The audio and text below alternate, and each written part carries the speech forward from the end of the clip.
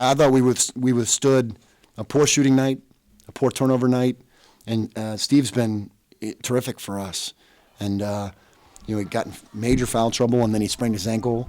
We were able to sort of hang in there, so I'm very pleased about that. I mean, look, it just felt like, to me, like a Penn-Princeton game. Been a part of a few of these things.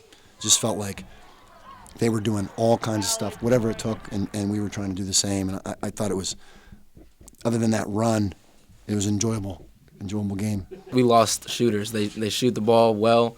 They have some guys that can work inside and really attack, but for the most part, they have good shooters. And and when that's the case, you just have to have your hand up and contest the shot as best as possible. We just weren't doing that at the time.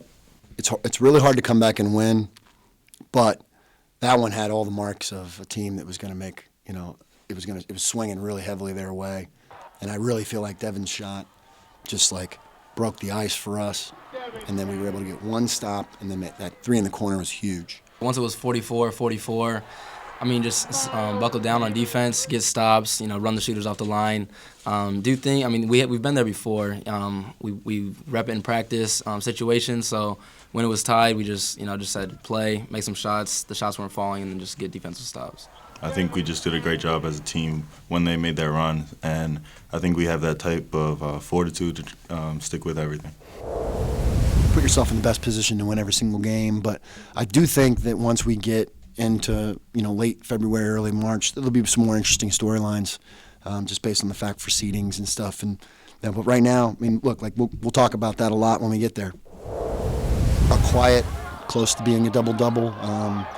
I thought he was like a monster on the offensive rebounds. He had a couple really big ones when we needed it to help us get our run. It wasn't a pretty game early on, and then we were able to make some nice plays heading into half. But Miles he's going to be such a good player. He is, and he's playing so many more meaningful minutes than he's ever played in his career. And he's just each game, each practice, he gets better. I always say to him, like, if we have like an 11 o'clock practice, I tell him get up at 7 and start working out, because the second half of practices usually he dominates, and I'm like, what's going on with that first half? So we're just trying to he can sort of turn it on when he needs to.